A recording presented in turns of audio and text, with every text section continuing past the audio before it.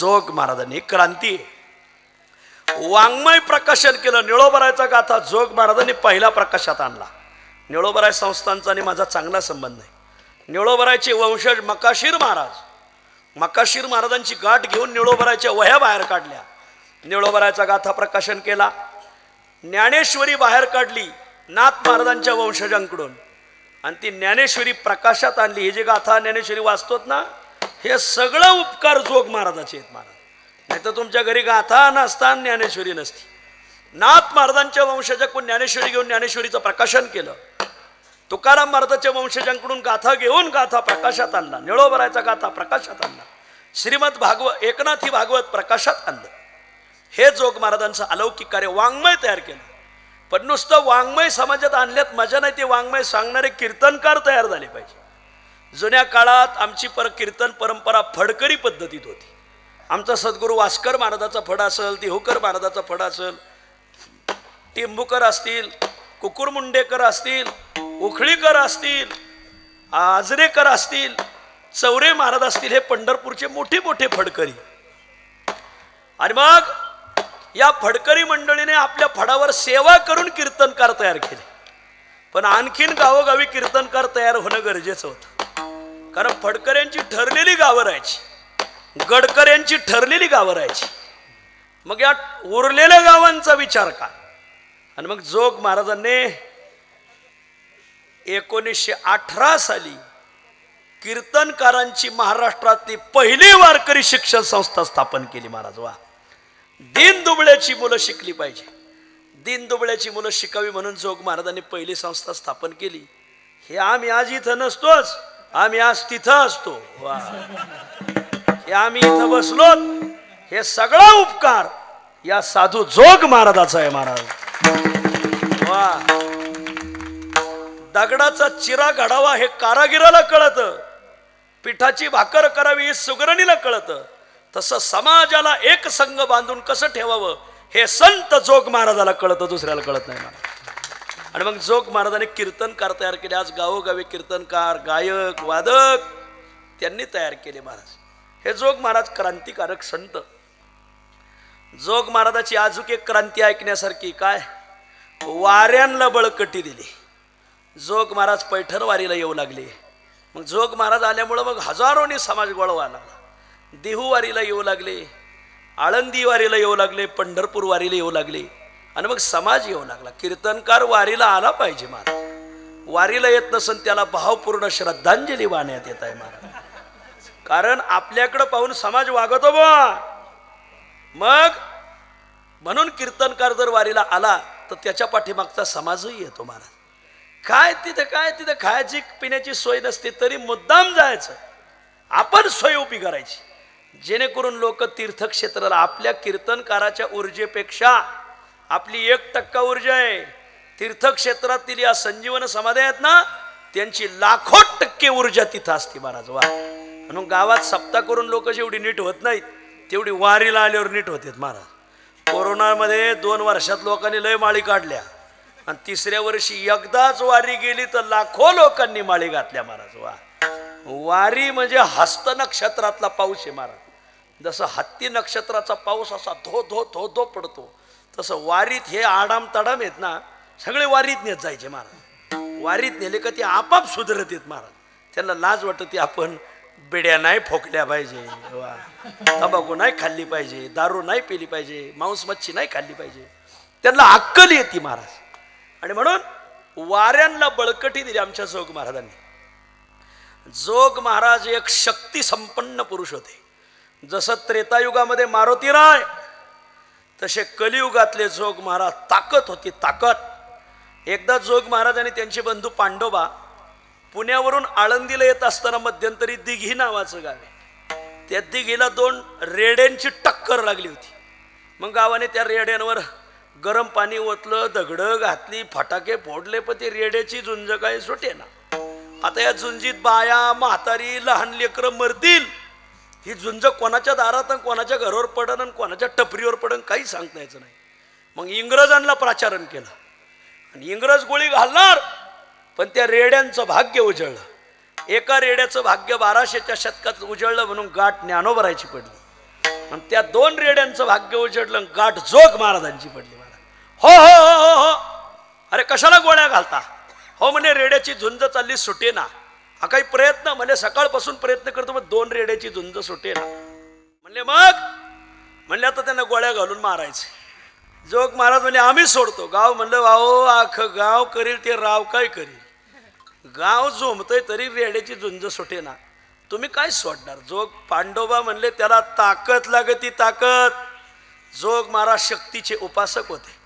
पांडोबा नगरकर तालीमचे वस्ताद होते महाराज. पांडोबाने सांगितलं जोग महाराज, हे विष्णू, त्यांचं नाव विष्णू होतं, विष्णू दरेक रेडा.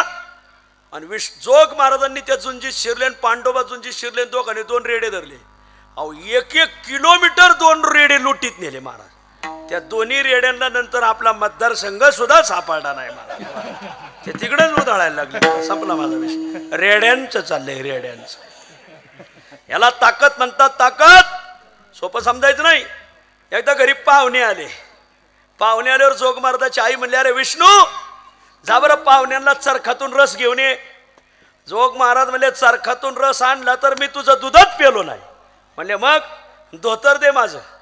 धोतर घेतलं आणि धोतरात 2-2, 3-3 उसदार राहायचे आणि जोग महाराजांनी पिळायचे. धोतर पिळणं वेगळं आणि ऊस पिळणं वेगळं. मनोरमा काय ताकद होती जोग महाराजाची. त्यांनी ऊस पिळावा, थेंब ना थेंब काढला, आई आवाक झाली. हा मारुतीचाच अवतार म्हणावं लागेल महाराज. काय ताकद असेल जोग महाराजात. ऊस पिळला. पाहुणे जेवले. जेवण झाल्यावर म्हणले पाहुण्याला सुपारी कातरून दे. आडकीत आईने पुढं मांडला, सुपारी पुढं मांडली. जोग महाराज म्हणले मी आडकीतेने सुपारी कातरून देणार नाही. मग सुपारी खाली ठेवली, त्याच्यावर एक नाणं ठेवलं, त्या काळातला काय डबू पैसा असेल तो, आणि वरून एक बुक्का घातला महाराज. त्या सुपारीचं चूर्ण नाही, कायम चूर्ण झालं महाराज. कायमचं चूर्ण. याला माहिती शक्ती संपन्न संत जोग महाराज. वा शक्ती होती, एक ताकद होती जोग महाराजांच्या अंगामध्ये. आणि काळ विजयी पुरुष होते जोग महाराज. त्यांना काळ नेण्यासाठी आला पुण्यात, तर त्याने सांगितलं आळंदीत जाईपर्यंत मला न्यायचं नाही. आणि मग आळंदीत आले. विठ्ठल विठ्ठल. जोग महाराजांनी घासवाले धर्मशाळेत पद्मासन घालून बसले. ज्ञानोबराच्या संजीवन समाधीची पूजा झाली होती. ब्राह्मणाने तीर्थ आणून दिलं. तीर्थ घेतलं आणि आजच्या दिवशी या जनता जनार्दनाला नमस्कार करून ही क्रांती ज्योत ज्ञानोबराच्या समाधीत विलीन झाली. विठ्ठल.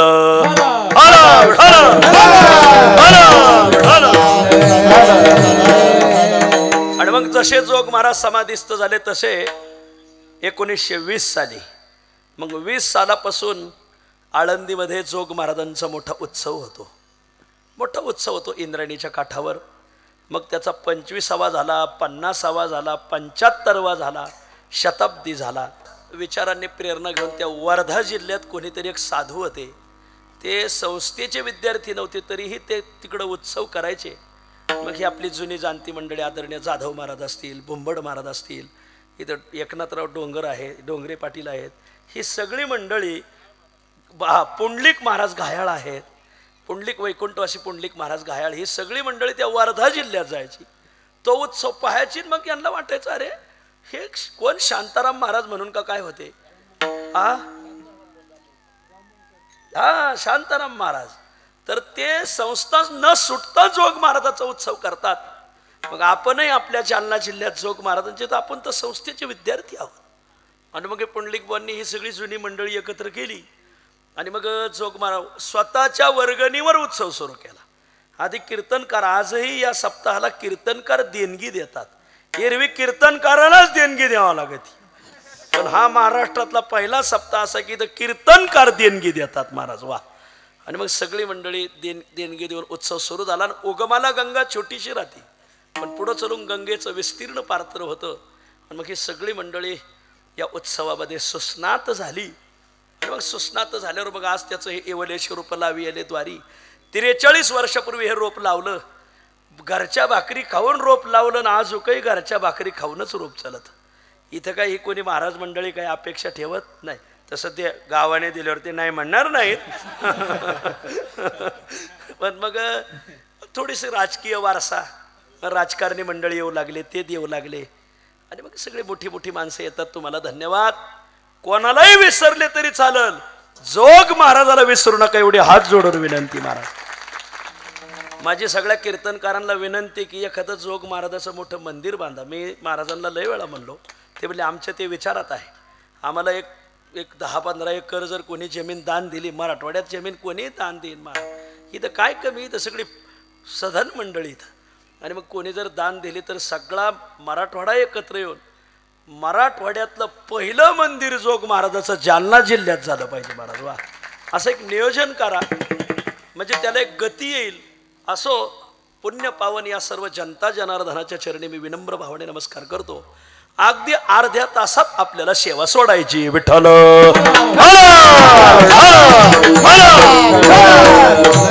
कोठे मी तुझा धरू गेले संग, लाविले जग माझे पाठी, सरसर रे परता अगुणाच्या गोवळा, नको लावू चाळा खोटा येथे.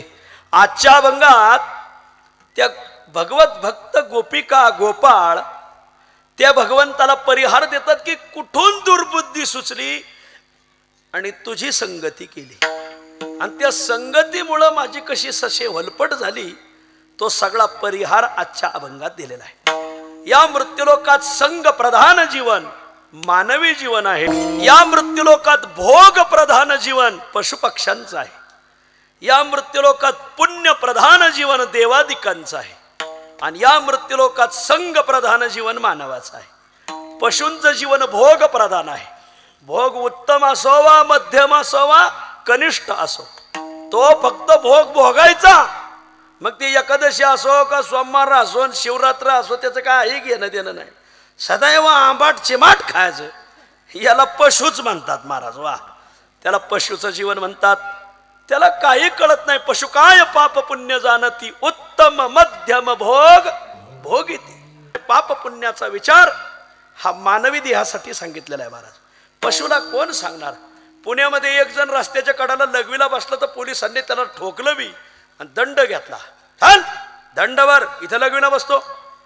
त्याला दंड मागत असताना तेवढ्यात तिथून एक टांगा गेला आणि टांग्याचा घोडा त्याने लघवी केली आणि शेणही टाकलं. हे माणूस धावला पोलिसावर.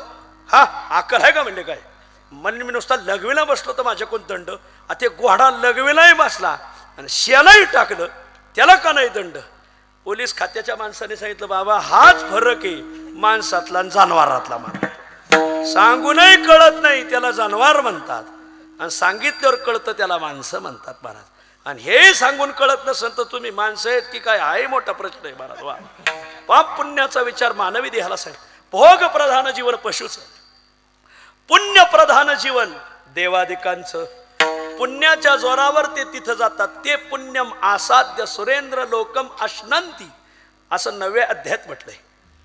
पुण्य प्रधान जीवन देवादिकांचे. पुण्य संपलं, क्षीणे पुण्ये मर्त्य लोकम विशंती, तुका म्हणे जाती पुण्यक्षय अधोगती. वा, भोग प्रधान जीवन पशुपक्ष्यांचं, पुण्य प्रधान जीवन देवादिकांचं. आता संग प्रधान जीवन माणसाचं. काही करू नका, होईल तितकी माणसं जोडा, संगती करा, सोबती तयार करा, जोडीदार तयार करा, माणसात बसा, चार चौघात राहा. तुम्ही कुठं गेले का माणसंच गोळा झाली पाहिजे. बघा ना, वा असं कुठं जाऊ द्या, यांना तर तुम्ही येड्या बाबळीत नेलं तरी माणसं गोळा होते, कारण समाजासाठी लढत आहे. विठ्ठल विठ्ठल.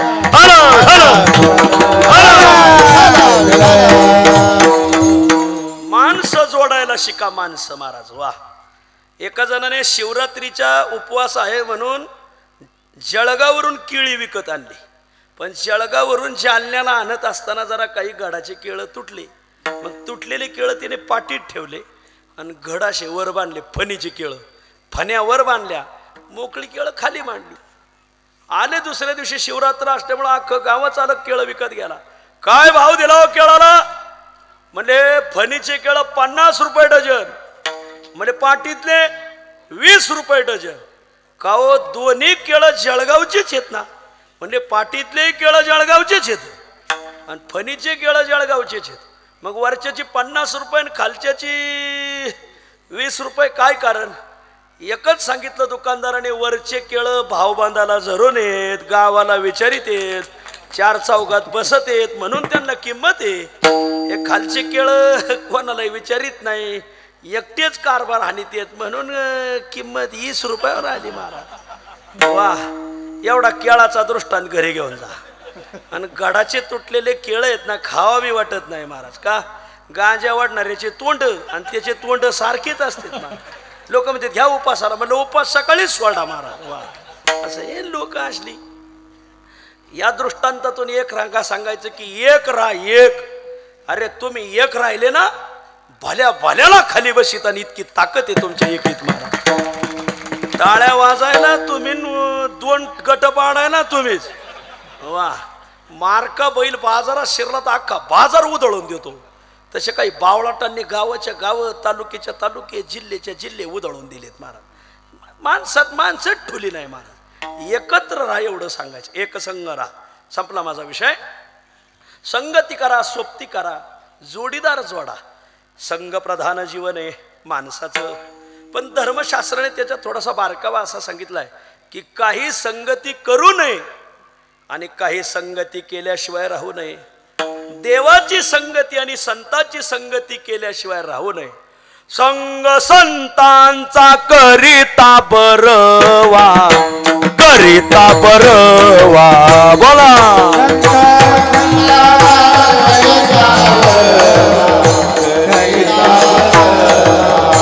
उत्तमोत्तम कीर्तीचा ठेवा, कीर्तीचा ठेवा.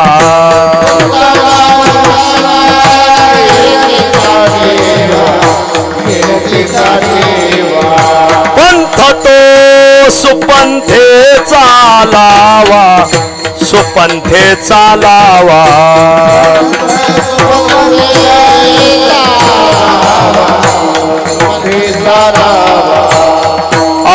उगवा वासनाली गाड, लेगाड.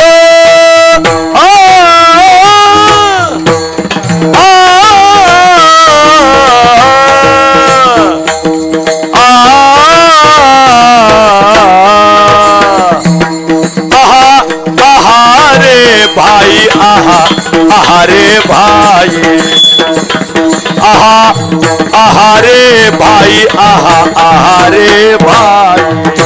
आहा, आहा रे भाई, आहा, आहा रे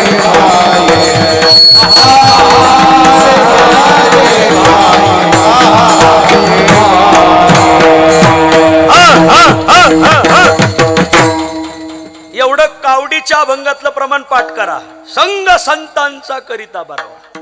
अरे किती लोणकड तुपात तळलेली जिलेबी आहे आणि ती पाकात भिजवली नाही, कोण खाईल? तसा तू किती मोठा आहे याला किंमत नाही. तू एखाद्या तरी साधूच्या पायाजवळ बसला नाही तर जिलेबी पाकात भिजवलीच नाही असा अर्थ झाला महाराज. आणि म्हणून जसं जिलेबी पाकात भिजवल्यावर गोडवा येतो, तसं मानवी जीवनाला जर गोडवा आणायचा असेल तर चांगल्याची संगती करणं बरं आहे. वा. संग संतांचा करिता बरवा, संताचे संगती मनोमार्ग गती. वा. संतांची संगती करावी, देवाची संगती करावी. तुझी संगती झाली आमुची, असं येईल ते पुढं. संतांची संगती करा, पण काही संगती मात्र करू नये. वा. कोणत्या? त्याला शास्त्रात दादी संघ म्हटलाय. दादी म्हणजे दादा की दादी? हो नाही. फिर द आहे आधी ज्याच्या. असे काही संघ आहेत की ज्याची सुरुवात द शब्दाने होते, असे संघ करू नये. कोणता हो? एक दुर्जन संघ करू नये, द्वेषी माणसाचा संघ करू नये. वा. द्रव्याचा संघ करू नये, दुष्ट स्त्री संघ करू नये. पटायचं नाही तुम्हाला. देवाचा संघ करू नये. विठ्ठल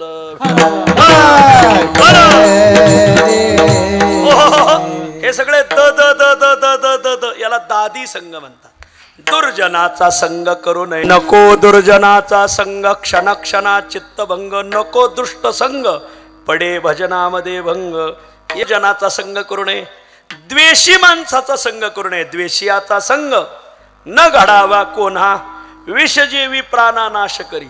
तुम्ही चांगलं काम करायला सुरुवात केली का काही समाजाच्या पोटात गोळा उठतो आणि मग ते लोक लगेच खपल्या काढायला सुरुवात करतात. गावगाव रामायणाचार्य भागवताचार्य कमी झालेत, खपल्याचार्य लई जन्मलेत महाराज. कोणाच्या खपल्याच काढायच्या. आपला अधिकार काय, आपली लायकी काय, आपल्याला कोणी राम राम घालतंय का, त्याचं काही घेणं देणं नाही.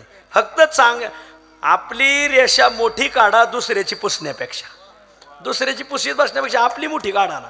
पण ते द्वेषी, असे द्वेषी माणसाचा संग करू नये. द्वेषियाचा संग न घडावा कोणा, विषजेवी प्राणानाश करी. दुर्जनाचा संग, द्वेषी माणसाचा संग. द्रव्य संग, कामापुरता पैसा असावा. लय पैसा आला का मग माणसं लक्ष्मी मध्ये घडले महादोष. म्हणून द्रव्याचा तो संग नको नारायणा.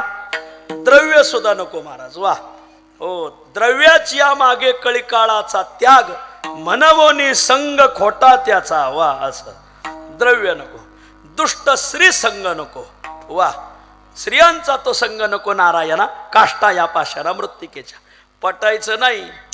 देवाचा सुद्धा संग नको. का?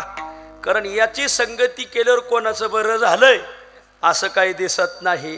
तुकाराम महाराज सांगतात, थाप टाका.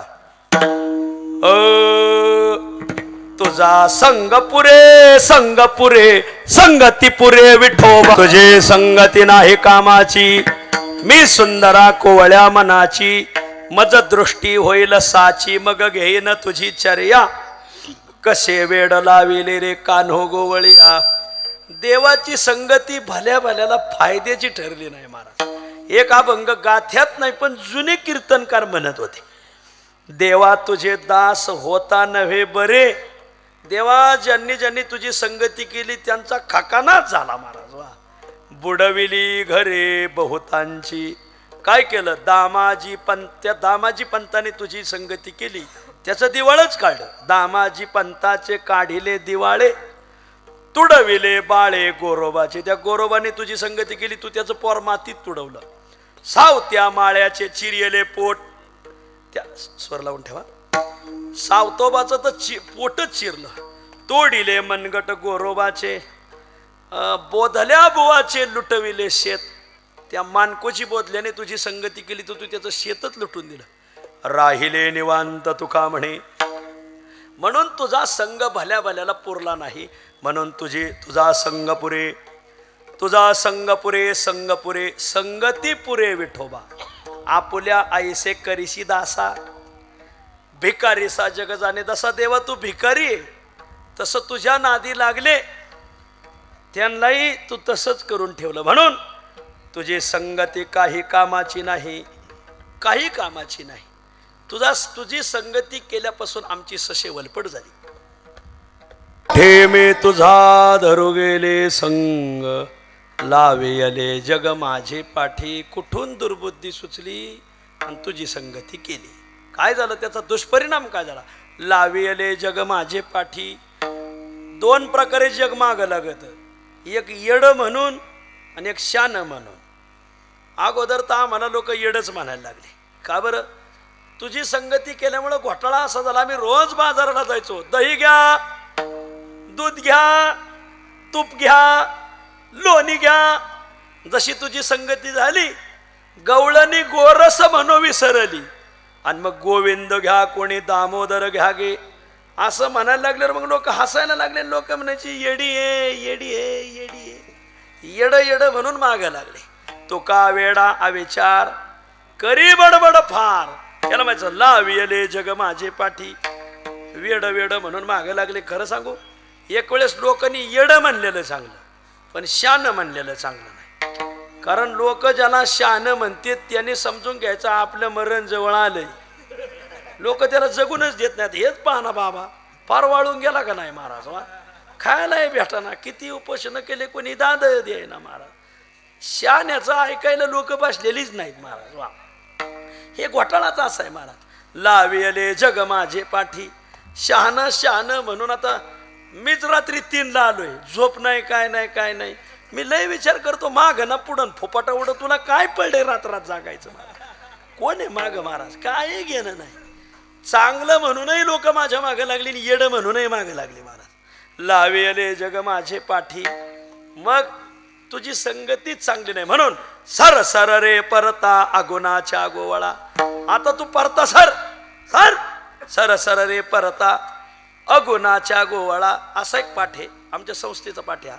आणि देवडीकराचा पाठ आहे अवगुणाच्या गोवळा. हे त्या अभंगाला चांगला जुळतो. अरे अवगुणी तुझी संगतीच नको आम्हाला.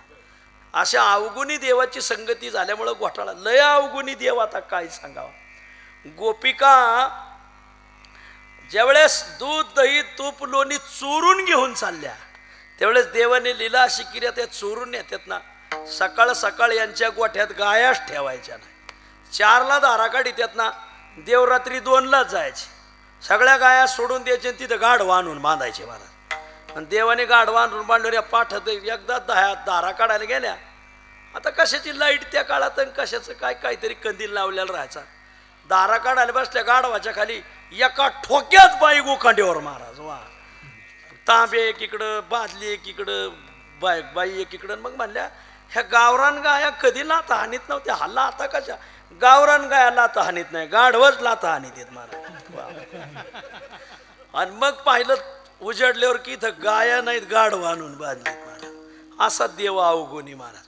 म्हणून सर सर रे परता अवगुणाच्या गोवळा. नको लावू चाळा खोटा येथे, नको लावू चाळा खोटा येथे. देवा तो खोटा चाळा आम्हाला लावू नको. तुझा चाळा लागल्यामुळं आमचं वाटोळं झालंय. आणि म्हणून नको लावू चाळा खोटा येथे. रूपाच्या लावण्ये नेली चित्तवृत्ती. तुझं रूप पाहिल्यामुळं माझ्या चित्तवृत्ती हरून गेली. न देखे भोवती मी हे माझी. मला भोवती कोण आहे आवती भोवती कोण बसलं याचं काही भान राहिलं नाही. ह्या देवाचं रूप पाहिल्यामुळं असं झालं. विठ्ठल देखेला डोळा बैसला मने, देखेला डोळा बैसला मने, देखेला डोळा बैसला मने, देखेला डोळा बैसला मने, देखेला डोळा बैसला मनी. तोची वदनी उच्चारी, तोची वदनी उच्चारी. देखेला डोळा बैसला मनी, देखेला डोळा बैसला मनी, देखेला डोळा बैसला मनी, देखेला डोळा बैसला मनी.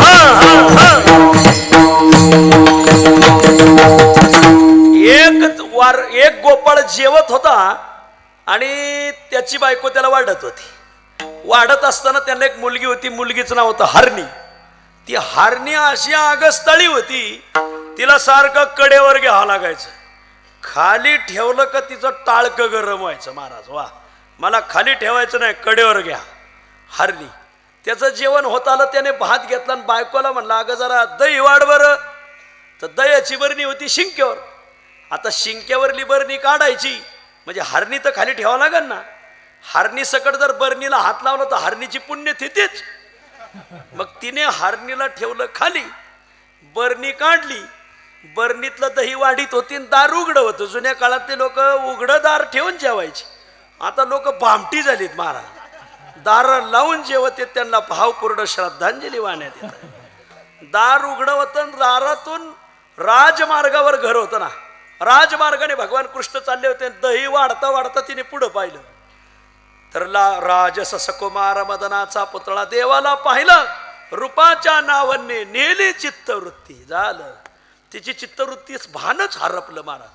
तिने दही वाढलं पण तोपर्यंत ती हरणी अशी आगाव तिला कडेवर घ्यावं लागायचं.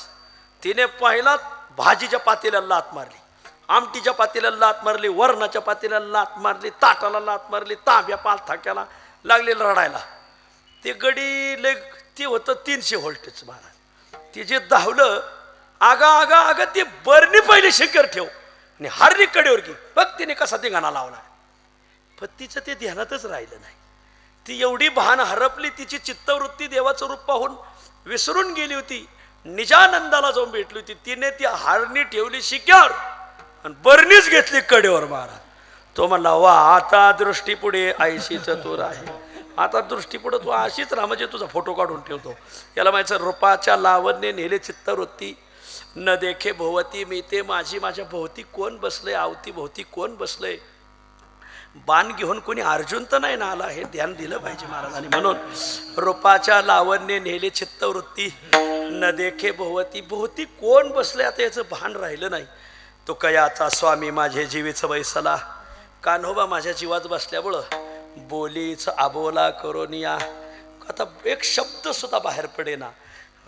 सर सर रे परता अगुणाच्या गोवळा नको लावू चाळा खोटा. इथे मी जरा देवा जगत्रया जीवा देवा दे देवा जगत्रया जीवा हरी असे केशवा विनंती माझी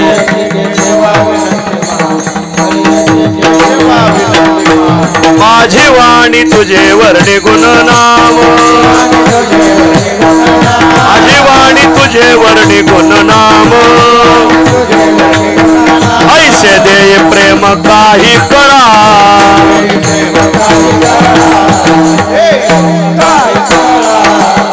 काल्याचं कीर्तन म्हटलं का नेम ठरलेला चरित्र ते उच्चारावे केले देवे गोकुळी. गोकुळात भगवंताने जे चरित्र केलं त्याचा उच्चार करावा.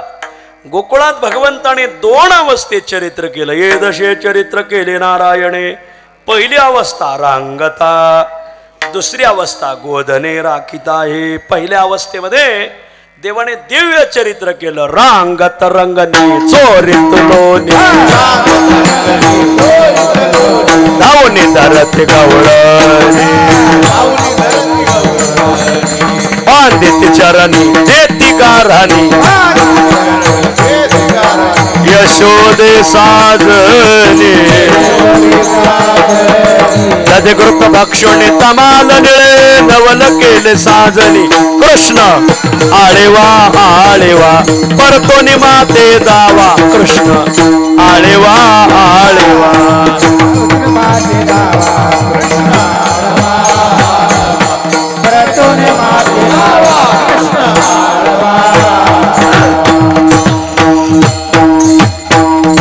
भगवंत रांगू लागले. रांगता रांगता लीला करू लागले. भगवंताला मारण्यासाठी कंसाने राक्षस पाठवायला सुरुवात केली. देवाने राक्षस मारवायला सपाटाच लावला. बाळपणी रेठा रगडीला दाढे मारियले गाढे काग बग रेठा मारिले बाळपणी अवघी दैत्य खाने बुडविली. कंस म्हणला आक्रमण बंद ज्याला पाठवाव देव त्याला मारितय महाराज. वा देवाने पार स्वप्ना साफ केला देवाने असो. आणि मग आता काय करायचं म्हणजे आपल्या गड्यांना तालीम द्या. मग कंस लागला तालीम करायला तर देव म्हणले आपणही तालीम करू. मग देवाने तालीम करायला सुरुवात केली. गोपाळांकडे पाहिले तर सगळे वाळून गेलेले पाप्याचे पितर. का रे तुमच्या घरी दही दूध तूप लोणी होत नाही का?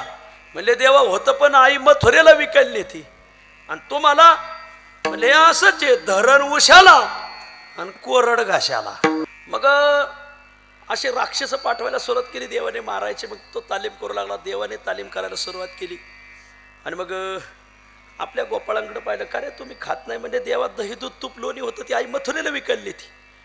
मग आजपासून निर्णय राज्याचा माल राज्याबाहेर जाऊ द्यायचा नाही. राज्यबंदी. मग राज्यबंदी सुरुवात केल्यावर गोपिकांनी साठा करायला सुरुवात केली. देव म्हणजे घरी जायचं साठा फोडायचा. मग मिळवणी गोपाळ घरामध्ये शिरे कान्हा दररोज आता सापडेना यादवांचा राणा. आणि मग देवाने चौर्य कर्माला प्रारंभ केला. गोपिका गाराने सांगायला येऊ लागल्या. गाराने सांगाया गाराने सांगाया आल्या गोकुळीच्या श्रिया आल्या गोकुळीच्या श्रिया गाराने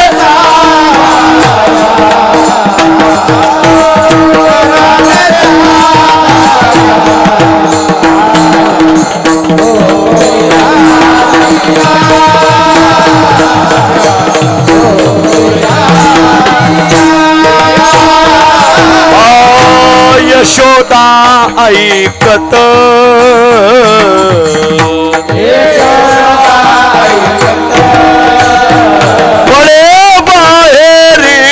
भगवंता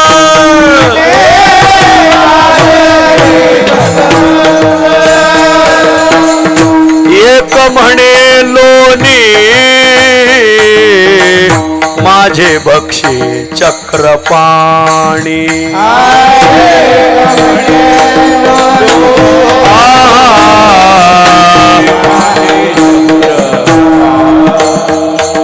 फोडी तसे भांडे वरजिले आम्हाने रांडे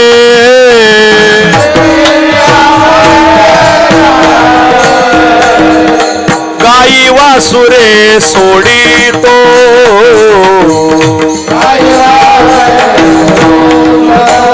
एवढी आम्हासी सांगतो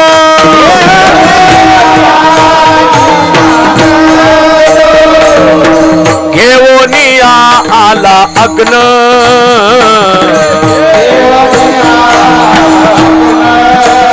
तुझ्या घराशी लावीन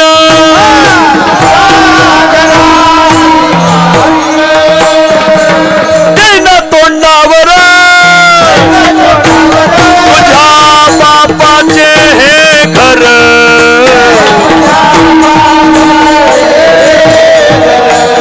अष्टदळ काढिले अंगणी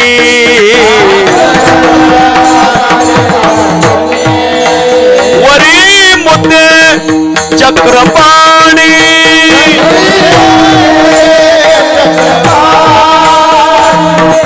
घेत सेवर खडे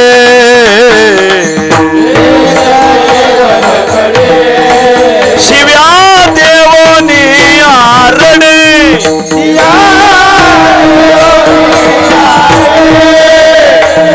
देखोनिया गरोदर मने केवडे उदर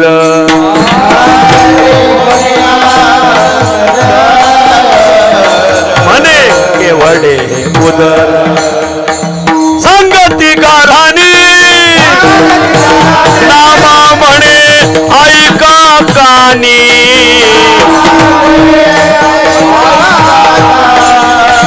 गाराने सांगाया सांगाया गाराने सांगाया आल्या गोकुळीचा स्त्रिया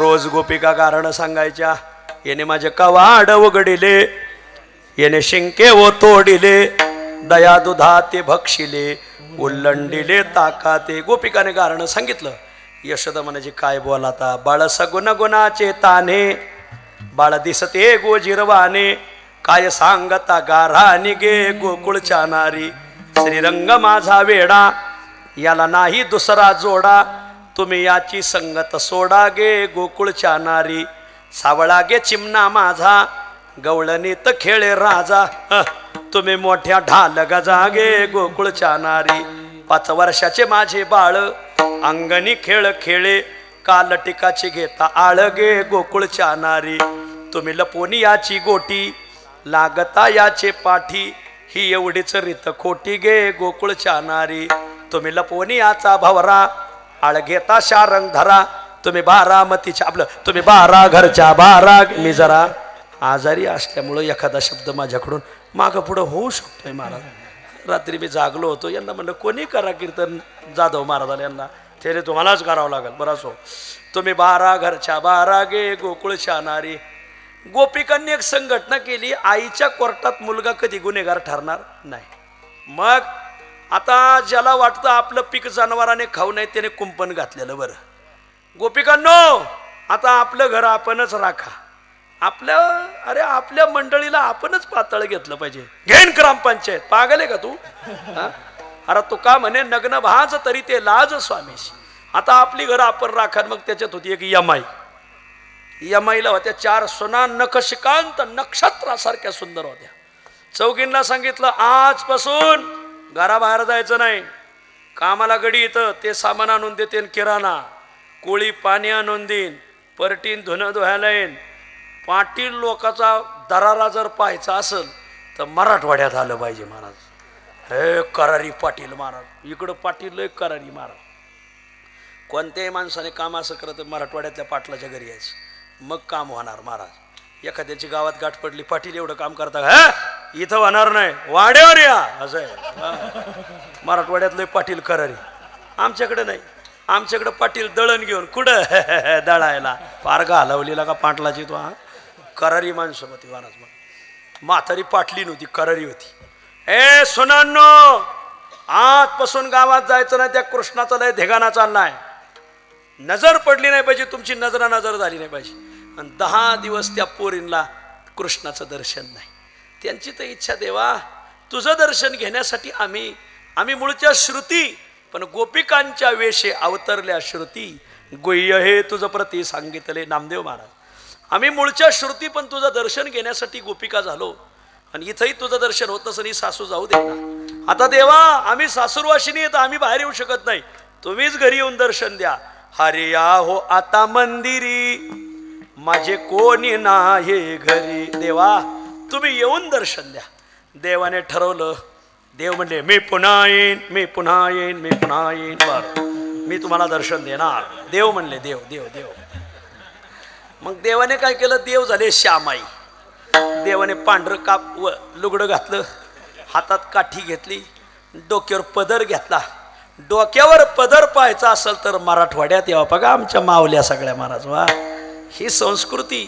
मराठवाडा आर्थिकदृष्ट्या मागासे, पण विचाराच्या दृष्ट्या जगात श्रीमंत आहे महाराज. वा आचार विचार परंपरा रीतिरिवाज हे पाहायचे असेल तर मराठवाड्यात शिकावं महाराज. वा आजूकही माणसं चोपून चापून राहतात. आमच्या पुण्याला हातात हात घालून चलत येत. मी म्हणलं अरे बायको एक तुझी. म्हणले हा हातात हात घालून का चालला? तो म्हणला महाराज लाईट आणि शिकलेली बायको कवा जाईन भरोसा नाही त्याचा, आपल्या हातात हात ठेवल्याला बारा. म्हणले असं यसन घातलेली चांगली. म्हणजे चांगली गोष्ट आहे बाबा. मराठवाड्याचे आचार विचार तर कुठं पाहायला भेटायचं. लय चोपून चापून माणसं राहतात महाराज, खरंच सांगतो महाराज. वा आणि मग झालं तसंच. मग देव झाले श्यामाई. यमाई जी होती ना, यमाई ही पाठ 4लाच उठायची, काकड्याला नाही घराला राखण बसायला. आणि दारात वठेवर येऊन बसायचे. वठेवर बसलेले, पिपळाच्या पारावर बसलेले, मारुतीच्या पारावर बसलेले, काही करीत नाही, फक्त कोण आलंय कोण गेलंय. जणू ग्रामपंचायतनं बसवलेलं CCTV कॅमेरे आहेत बघा. वा तेवढंच काम. दिवस मावळता ती यमाई दारात बसली होती. देव श्यामाईचं रूप घेऊन दारातून निघाले. वैद्य गुरुजी सांगायचे हेलीला. वैद्य गुरुजी मी वक्ते बाबा आणि सुखदेव महाराज. वैद्य गुरुजी लय आवडीने हे प्रसंग सांगायचे. मग दारात यमाई बसली होती. यमाईने त्या श्यामाईला विचारलं कोण चाललंय? काय पडलं होतं का? मी म्हणतोय काय पडले? उचापात्या करायच्या. कोण चाललंय? देव म्हणले मी श्यामाई चालले. कुठं चालल्या? काशीला. दिवस मावळाय ना? म्हणले हो. मुक्काम ह्याच गावात आहे. कोणाकडं? म्हणले मी यात्रेकरू, माझं इथं कोणी ओळखीचं नाही, जो बोलवीन त्याच्या घरी. यमाई म्हणले मग येता का आमच्या घरी? देव म्हणले बरं थाळा वाजून साप घरात घातला. हा तुझ्याच घरी मला यायचं होतं महाराज. हो येते म्हणले. आली. पण म्हातारी लय जंक्शन. यमाई हे पुरी हो, अगं काशी यात्रे करून आली, घोंगडी टाका वाट्यावर. वैशाखाचा उन्हाळा होता. वाट्यावर घोंगडी टाकली. आणा तांभर पाणी. दिलं पाणी. थापा 2-2 भाकरी, हटा भाजी, घाला जेव. जेवल्यावर आता निदान आज जाऊन देईल. पण म्हातारी लय ममता बॅनर्जीची सख्खीच बहीण. ती अशी माग लागली. तिने सांगितलं पोरी हो आता इथंच आथरून टाका, उन्हाळ्याचे दिवस आहेत. आम्ही दोघं वट्यावरच झोपतो, दोघी बी. दोघी वट्यावर झोपल्या. घ्या दार लावून, ते कृष्ण येईल बरं का. कृष्ण म्हणले येईल? दारात आलाय, घरात कसं जायचं मलाच कळत आहे म्हणले. दोघी वट्यावर झोपल्या. ही म्हातारी बऱ्या गुणाने घरात जाऊ द्यायची नाही. देवाने रात्री 2 वाजता इंद्राला आज्ञा केली. देवांचा राजा इंद्र, देवेंद्र वर्षा बंगला आपलं वरून वर्षाव कर, वर्षाव कर. मी जरा आजारी असल्यामुळे एखादा शब्द मागं पुढं होईल माझ्याकडे. वर्षाव कर, वर्षाव. म्हणजे देवेंद्राने वर्षाव केला महाराज. अचानक पाऊस असं गार सुटलं. गार असं वा असे थंड गार वारं सुटलं. मग ते पाऊस पडायला लागलं दोघी कुडकुड कुडकुड कुडकुड कुडकुड कुडकुड कुड करायला लागल्या आणि मग ती यमाई हे पोरी हो अगं दार उघडा ही काशी यात्रे करून दारात मरण हिला घरात घ्या गरम पाणी करा हिला आंघोळ घाला. देवाला कळत आहे कधी कुठं जायचंय महाराज. आणि मग दार उघडलं देव आत गेले मग चौघींनी देवाला स्नान घातलं. सकाळ झालीच तोपर्यंत एवढं सगळा आरडावारडा करता करता मग स्वयंपाक केला जेव घातलं आणि मग भगवंताने त्या चौघींना दर्शन दिलं. आणि दर्शन दिल्यानंतर देवा तुम्ही या रूपात याल असं वाटत नव्हतं. मग तुम्ही या रूपात आम्हाला दर्शन दिलं आम्हाला फार आनंद झाला. मग चौघीने दर्शन घेतलं. देव म्हणले मी थोड्या वेळाने परत येणार आहे. म्हणले कसं काय? म्हणले आता तुम्हालाही नाही कळणार मी कसा येईल काय येईल तुम्हाला कळणार नाही. झालं तसंच माना. देव 8 वाजता घराबाहेर पडले आणि मग ती यमाई म्हणली श्यामाई या तुम्ही आता थोड्या वेळाने बसा बसा थोड्या वेळ बसा. आहे का वेळ आहे का? पण वेळ आहे ना बसा बसा बसा बसा बसा. विठ्ठल विठ्ठल हला हला हला विठ्ठल हला हला हला. 8 वाजता देव बाहेर पडले. 8 वाजता देव बाहेर पडल्यावर मग त्यात यमाईला 4 पोरं होते. ते 9 वाजता निघाले. म्हातारी कारभार बघत होती महाराज. पोरं वयात आले लग्न झाले तरी पोराच्या हातात कारभार नव्हता. काही म्हातारे आहेत ना अजून कारभार देत नाही महाराज. महाराष्ट्र भारत आणि परराष्ट्र इथं हाच घोटाळा आहे महाराज. इथं देशाचा विचार कोणाला पाळलाय महाराज? फक्त स्वतःच वाढवायचं. अरे 2 प्रकारचं जीवन आहे वैयक्तिक आणि सामाजिक.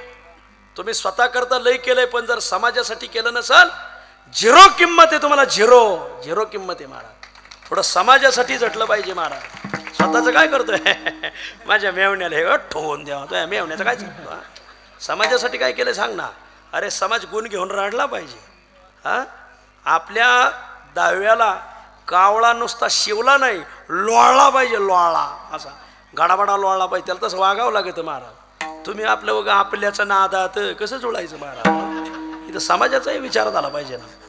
काही नाही महाराज कोणी किती काही करा काही कोणाला आकली वाटीत असताना आपले काही गडी जाणून गैरहजर होते महाराज. आणि त्याच्यामुळं आकलीच नाही भेटल्या महाराज. असो सामाजिक विचार असला पाहिजे.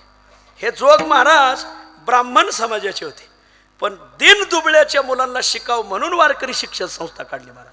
आज बहुजन समाजाला भारतात शिकवण देणारी एवढी एकच संस्था आहे त्याला जोग महाराज संस्था म्हणतात महाराज.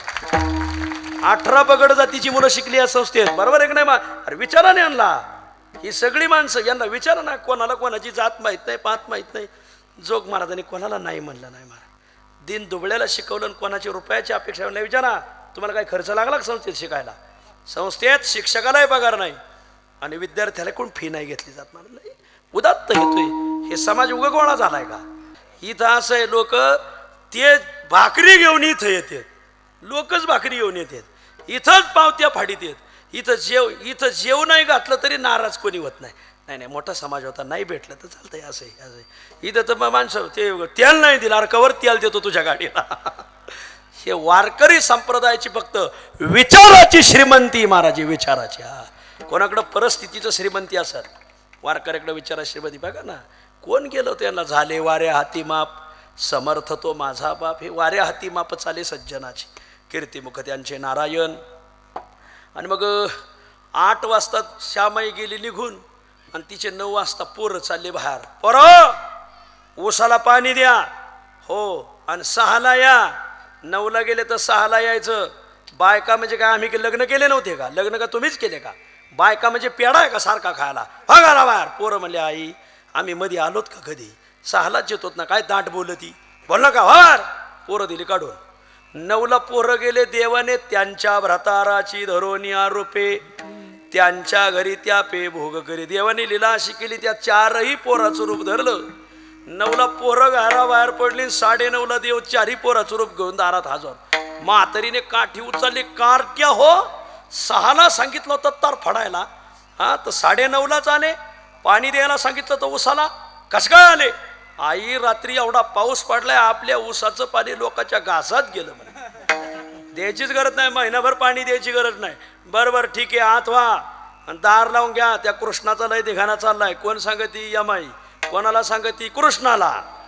ते कृष्णच होता ना, चारही पोराची रूप देऊ. ते खरे बसले राहणार पण देवच आले नटून महाराज. आज जाऊन कडी लावून घ्या. देव म्हणले कडी आगळच लावी तो म्हणले. आणि देव आत गेले, कडी लावली, आगळ लावली, दगडी चौरंग होता. चौरंगात दाराला लावला. बॉम्ब टाकला तरी घर नाही उघड, दार उघडलं नाही पाहिजे. बसले 9:30 ते 6 झालं. 6 वाजले. तिचे खरे पोरं रानातून आले. पोरं पाहिलं का म्हातारीने काठीच उचलली. कोण आहेत तुम्ही? आता ते खरे होते बरं का. खऱ्याला जर विचारलं कोण आहेत तुम्ही, त्याचं टाळकं गरम होतं. कोण आहेत? अरे म्हातारीच्या पुरत्याच वायरी ढिल्या झाल्या काय. म्हणले अगं आई आम्ही तुमचे पोरं. बोलू नका, माझे पोरं घरात येत. घरात येत?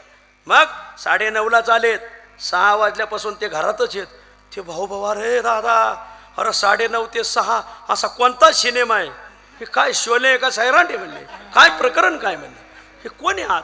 अगं आई आम्ही तुझे पोरं आहेत. बोलू नका, माझे पोरं घरात येत. तुम्ही काहीतरी सोंग घेऊन आलेत. अगं आई आम्ही तुझे पोरं. बोलू नका. अगं आई आम्ही तुझे. बोलू नका. संस्थेत वैद्य गुरुजी होते. एखादा जर पाठाला आला नाही, अरे काल पाठाला का नव्हता आला? बाबा मी आजारी होतो. बोल नका. पाठाला का नाही आला सांग. बाबा मी आजारी होतो. बोल नका. पाठाला काल का नाही आला सांग. हो बाबा मी आजारी होतो. बोलू नका. पाठाला का नाही आला सांग. मग तेव्हा सांगायचं काय? काहीच बोलायचं नाही. हेच त्याचा अर्थ आहे महाराज. काय वैद्य गुरुजी विचारा नाही आणला महाराज. वैद्य गुरुजी जर रस्त्याने चालले तर आळंदीचे नगरसेवक नगराध्यक्ष लांबू भरायचे का?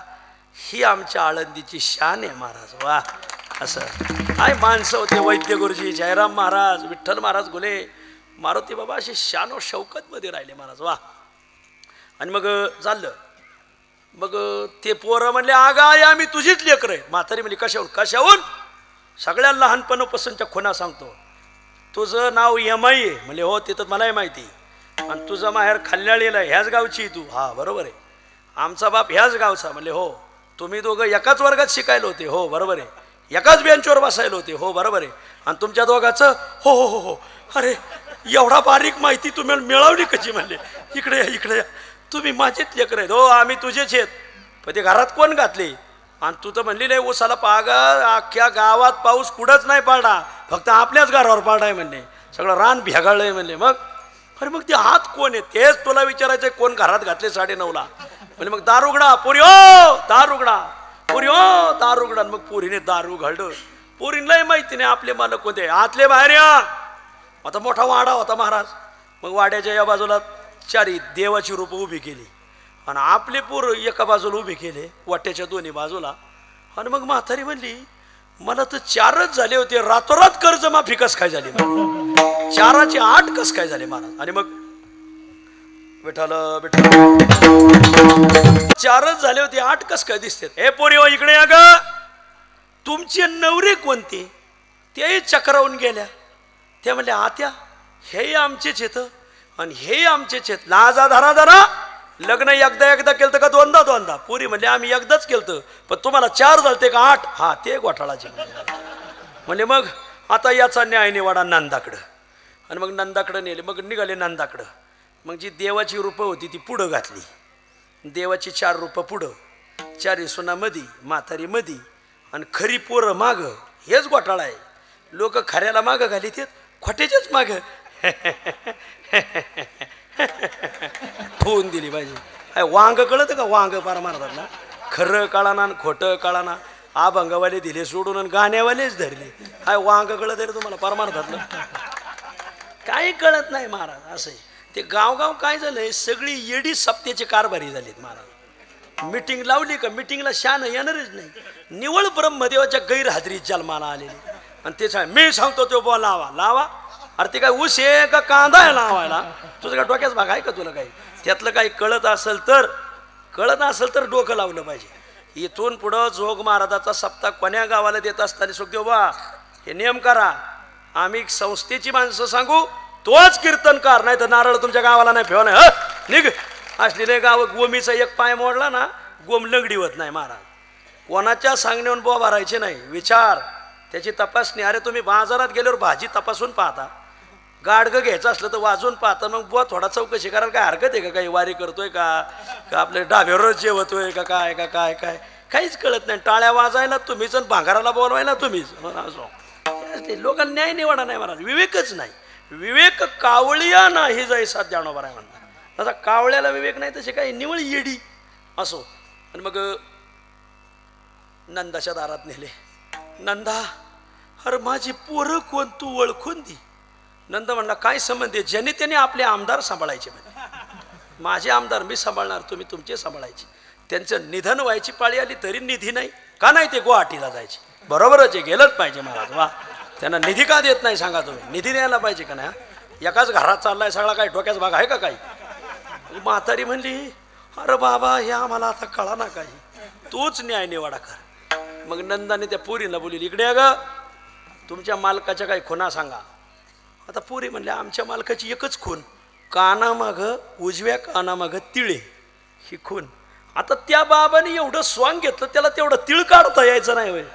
अरे तुझा अवघे हो येते तुकाराम महाराज म्हणतात. आणि मग जे खरे पोरं होते त्यांना बोलिलं, त्यांच्या कानामाग तिळ होता पण जरा अस्पष्ट होता. आणि कृष्णाची रूप बोलवली तर कानामाग तिळ टळटळीत दिसायला लागला. नंद मला थांबा काहीतरी घोटाळा आहे म्हणले. मग नुसता घोटाळा नाही, हा तर आदर्श घोटाळा आहे म्हणजे. मग नंदाने हाका मारले, कृष्णाची आई आहे का बघा बरं. कृष्णाची आई, वा, हे शब्द आहेत आमच्या जुन्या लोकांचे. हे आमचे जुने माणसं मरायला टेकले तरी बायकोला कधी नावाने हाका मारली नाही. हे पप्याची आई आहे का बघा बरं. पण आमच्या जुन्या बाया मेल्या थडक्यात जाऊन बसल्या, पण मालकाला कधी नावाने हाका मारली नाही. हे असे आमचे सगळे महाराज मंडळी जर गावात सप्त्याला आले मग यांनी चहा प्यायला न्यायचं. ए पप्पू चहा ठेव बरं. आणि पप्या गल्लीत खेळत आहे, पण जुने गडी बाईला नावाने हाका मारणार नाही, पोराचं नाव घेणार. पप्पू चहा ठेव. चहा झाला का पप्याच्या आईने बी पप्याच्या बापाला नाव घ्यायचं नाही, पप्पू चहा झाला. आणि मग पप्या गल्लीत खेळतोय, पप्याच्या बापाने चहा न्यायचा आणि मग वार करायला द्यायचे. जुना काळ, आता काळ बदलला. ही अशी सगळी महाराज मंडळी गावात सप्त्याला आली, याने चहा प्यायला नेली का वसरीवर बसली, संगीता चहा ठोगा, नावाने हाका मारायची. चहा झाला का तीन माझा बबन चहा झाला घेऊन जा. हे काळच असं. हे कृष्णाच्या आईला हाका मारा. नंदाने सांगितलं.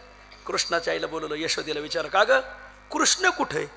यशोदेने सांगितलं रात्रीपासून कृष्णच दिसला नाही. नंद म्हणले आता कळाला घोटाळा कसा आहे. सांगितलं यमाई चल बाहेर, तुझी पोरं मी शोधून देतो तुला. म्हणले कस काय. अरे तो देव असेल तर मी बी देवाचा बाप आहे म्हणले महाराज. वा, मग काय करणार म्हणले. चलतात. पुढं हत्ती हौद होता, 36 फूट खोल 35 फूट रुंद, 8ही उभी केले. ज्याची उडी या हौदाच्या पलीकडं जाईल 35 फूट त्याच्या बायका, ज्याची जाणार नाही अखंड हरिनाम सप्ता इना पारा हडप सावरगाव. नीट निघायचं त्याने म्हणले. बायकान फेका काय नाही, नीट निघायचं. आता देवाची उडी जाणार बाबा. देवाच्या 4ही रूपाने तिकडं गेले, कनाकन उड्या हाणल्या, तिथं जाऊन दंड ठोप चांगलं वाजलं गड्या. वा, दंड ठोपटायला देव तिथं जाऊन दंड ठोपटायला लागले. चौघाच्या उड्या तिकडं गेल्या देवाच्या धनाधन. हे खरे होते ना, हे खरेच बसले. गेली एकुलती एक गेली. आता बुंबड भाऊ सगळं पुढचं पारायण शोधावं लागलं. नंद म्हणले उठा, ह्या तुमच्याच बायका आहेत म्हणले. देव म्हणले का हो, हे काय न्याय निवाडा झाला का. ज्याची उडी पलीकडं त्याच्या बायका, तुम्ही त्याची उडी गेली नाही तर त्या चौघांना बायका कसं काय देता. नंद म्हणले मला शिकू नको, देवाचीच उडी एवढी लांब जाती, बिड्या फुक्यांची जात नाही म्हणले. हे तुमच्या बायकात घेऊन जाण. त्या यमाईच्या हातात काठी दिली. यमे आता हान त्याला, तो माझाच कृष्ण आहे म्हणले. आणि मग यमाई काठी घेऊन मागं लागले. देवाने 4 रुपये एकत्र केले. देव पुढं आणि यमाई मागं. देव म्हणजे यमा यमा. अगं मी त्या यमाला ऐकलं नाही तर तुला काय ऐकतोय म्हणले मारा. देव पुढं आणि यमाई मागं. अनेक खोड्या केल्या बघ. यशोदेने कान धरला. आता इथं काय राहू नको, उद्या जाईन मी राना सवे घेऊन गोधना. देव रानात जायचे, मर्दाने खेळ खेळायचे. खेळ खेळून थकले.